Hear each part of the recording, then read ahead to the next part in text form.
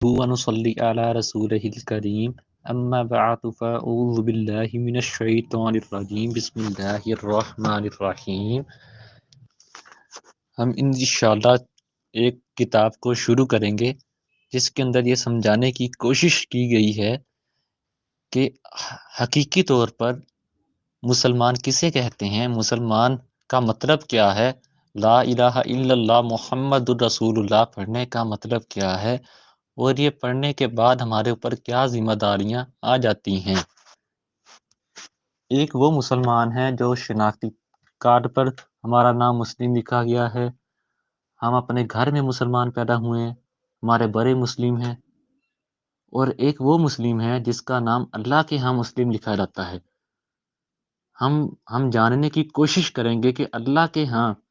کس کا نام مسلم لکھا جاتا ہے۔ باب ایمان، بسم اللہ الرحمن الرحیم۔ مسلمان ہونے کے لیے علم کی ضرورت۔ برادران اسلام، ہر مسلمان سچے دل سے یہ سمجھتا ہے کہ دنیا میں خدا کی سب سے بڑی نعمت اسلام ہے۔ ہر مسلمان اس بات پر خدا کا شکر ادا کرتا ہے کہ اس نے نبی کریم صلی اللہ علیہ وسلم کی امت میں اس کو شامل کیا اور اسلام کی نعمت اس کو عطا کی۔ خود اللہ تعالیٰ بھی اس کو اپنے بندے پر اپنا سب سے بڑا انعام قرار دیتا ہے، جیسا کہ قرآن میں ارشاد ہوا، سورۃ المائدہ آیت نمبر 3،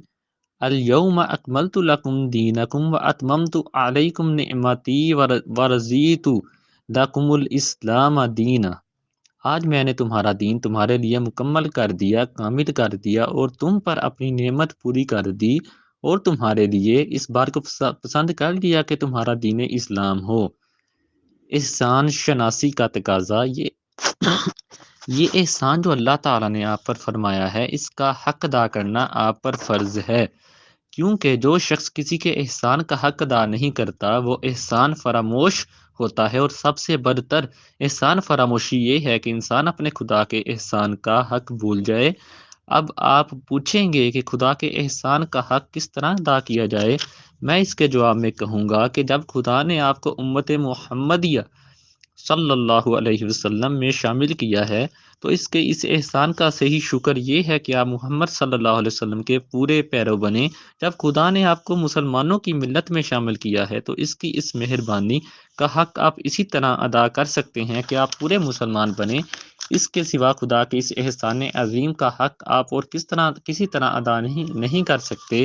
اور یہ حق اگر آپ نے ادا نہ کیا تو جتنا بڑا خدا کا احسان ہے اتنا ہی بڑا اس کی احسان فراموشی کا وبال بھی ہوگا۔ خدا ہم کو اس وبال سے بچائے۔ اس کے بعد آپ دوسرا سوال یہ کریں گے کہ آدمی پورا مسلمان کس طرح بن سکتا ہے؟ اس کا جواب بہت تفصیل چاہتا ہے، اور آگے انشاءاللہ اس کو پوری تشریح کے ساتھ بیان کیا جائے گا،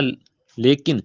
میں آپ کے سامنے آج وہ چیز بیان کرتا ہوں جو مسلمان بننے کے لیے سب سے مقدم ہے، جس کو اس راستے کا سب سے پہلا قدم سمجھنا چاہیے۔ کیا مسلمان نسل کا نام ہے؟ ذرا دماغ پر زور ڈال کر سوچئے کہ آپ مسلمان کا لفظ جو بولتے ہیں اس کا مطلب کیا ہے؟ کیا انسان ماں کے پیٹ سے اسلام ساتھ لے کر آتا ہے؟ کیا ایک شخص صرف اس بنا پر مسلمان ہوتا ہے کہ وہ مسلمان کا بیٹا اور مسلمان کا پوتا ہے؟ کیا مسلمان بھی اسی طرح مسلمان پیدا ہوتا ہے جس طرح ایک برہمن کا بچہ برہمن پیدا ہوتا ہے، ایک راجپوت کا بیٹا راجپوت، ایک شودر کا لڑکا شودر؟ کیا مسلمان کسی نسل یا کسی ذات برادری کا نام ہے کہ جس طرح ایک انگریز کسی انگریز کے گھر پیدا ہونے کی وجہ سے انگریز ہوتا ہے، اور ایک جاٹ قوم میں پیدا ہونے کی وجہ سے جاٹ ہوتا ہے، اسی طرح ایک مسلمان صرف اسی وجہ سے مسلمان ہو کہ وہ مسلمان نامی قوم میں پیدا ہوا ہے؟ یہ سوالات جو میں آپ سے پوچھ رہا ہوں ان کا آپ کیا جواب دیں گے؟ آپ یہی جواب دیں گے نہ کہ نہیں صاحب، مسلمان اس کو نہیں کہتے، مسلمان نسل کی وجہ سے مسلمان نہیں ہوتا بلکہ اسلام لانے سے مسلمان بنتا ہے، اور اگر وہ اسلام کو چھوڑ دے تو مسلمان نہیں رہتا۔ ایک شخص خواہ برہمن ہو یا راجپوت، انگریز ہو یا پنجابی ہو یا حبشی، جب اس نے اسلام قبول کیا تو مسلمانوں میں شامل ہو جائے گا، اور ایک دوسرا شخص جو مسلمانوں کے گھر میں پیدا ہوا ہے اگر وہ اسلام کی پیروی چھوڑ دے تو وہ مسلمانوں کی جماعت سے خارج ہو جائے گا، چاہے وہ سید کا بیٹا ہو یا پٹھان کا۔ کیوں حضرات آپ میرے سوالات کا یہی جواب دیں گے نا؟ اچھا تو آپ اب خود آپ ہی کے جواب سے یہ بات معلوم ہوگی کہ خدا کی سب سے بڑی نعمت یعنی مسلمان ہونے کی نعمت جو آپ کو حاصل ہے، یہ کوئی نسلی چیز نہیں ہے کہ ماں باپ سے وراثت میں یہ خود بخود آپ کو حاصل ہو جائے اور خود بخود تمام عمر آپ کے ساتھ لگی رہے، خواہ آپ اس کی پرواہ کریں یا نہ کریں، بلکہ ایسی نعمت ہے کہ اس کے حاصل کرنے کے لیے آپ کی کوشش شرط ہے۔ اگر آپ کوشش کر کے اسے حاصل کریں تو آپ کو مل سکتی ہے، اور اگر آپ اس کی پرواہ نہ کریں تو یہ آپ سے چھن بھی سکتی ہے معاذ اللہ۔ اسلام لانے کا مطلب، اب آگے بڑھیے، آپ کہتے ہیں کہ اسلام لانے سے آدمی مسلمان بنتا ہے۔ سوال یہ ہے کہ اسلام لانے کا مطلب کیا ہے؟ کیا اسلام لانے کا یہ مطلب ہے کہ جو آدمی بس زبان سے کہہ دے کہ میں مسلمان ہوں یا مسلمان بن گیا ہوں وہ مسلمان ہے؟ یا اسلام لانے کا مطلب یہ ہے کہ جس طرح ایک برہمن پجاری بغیر سمجھے بوجھے سنسکرت کے چند منتر پڑھتا ہے، اسی طرح ایک شخص عربی کے چند فقرے بغیر سمجھے بوجھے زبان سے ادا کر دے اور بس وہ مسلمان ہو گیا؟ آپ خود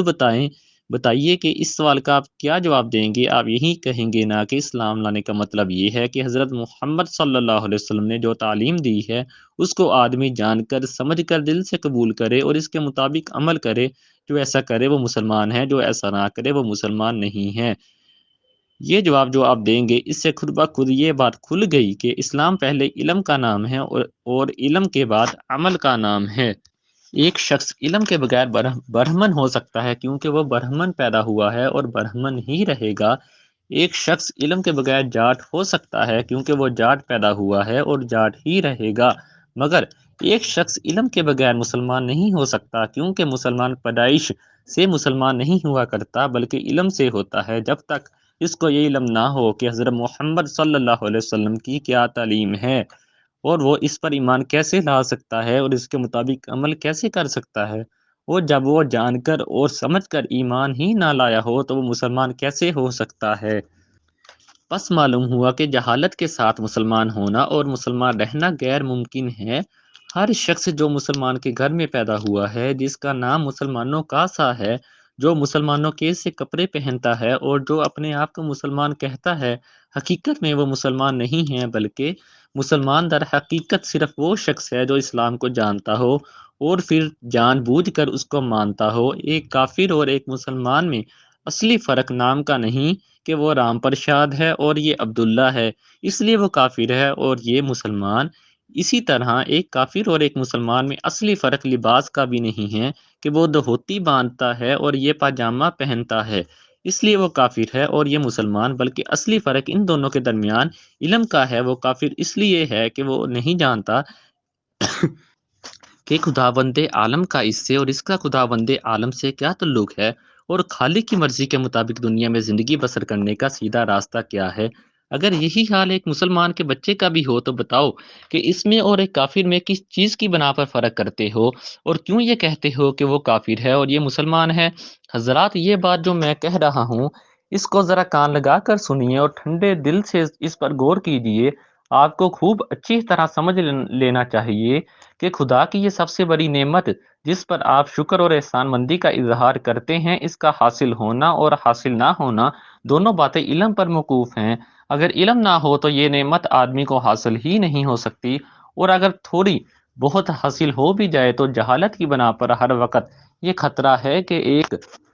یہ عظیم الشان نعمت اس کے ہاتھ سے چلی جائے گی۔ محض نادانی کی بنا پر وہ اپنے نزدیک یہ سمجھتا رہے گا کہ میں ابھی تک مسلمان ہوں، حالانکہ در حقیقت وہ مسلمان نہ ہوگا۔ جو شخص یہ جانتا ہی نہ ہو کہ اسلام اور کفر میں کیا فرق ہے، اسلام اور شرک میں کیا امتیاز ہے، اس کی مثال تو بالکل ایسی ہے جیسے کوئی شخص اندھیرے میں ایک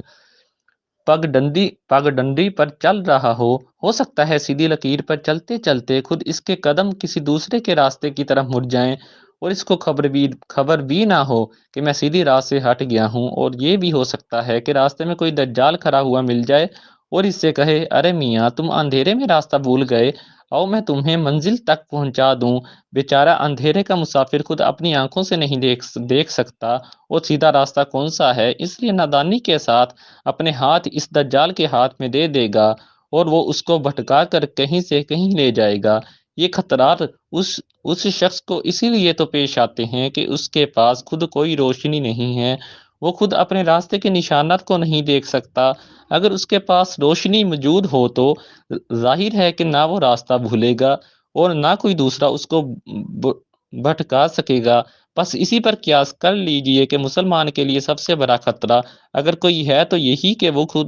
خود اسلام کی تعلیم سے ناواقف ہو، خود یہ نہ جانتا ہو کہ قرآن کیا سکھاتا ہے اور حضرت محمد صلی اللہ علیہ وسلم کیا ہدایت دے گئے ہیں۔ اس جہالت کی وجہ سے وہ خود بھی بھٹک سکتا ہے اور دوسرے دجال بھی اس کو بھٹکا سکتے ہیں۔ لیکن اگر اس کے پاس علم کی روشنی ہو تو وہ زندگی کے ہر قدم پر اسلام کے سیدھے راستے کو دیکھ سکے گا، ہر قدم پر کفر و شرک اور گمراہی اور فسق و فجور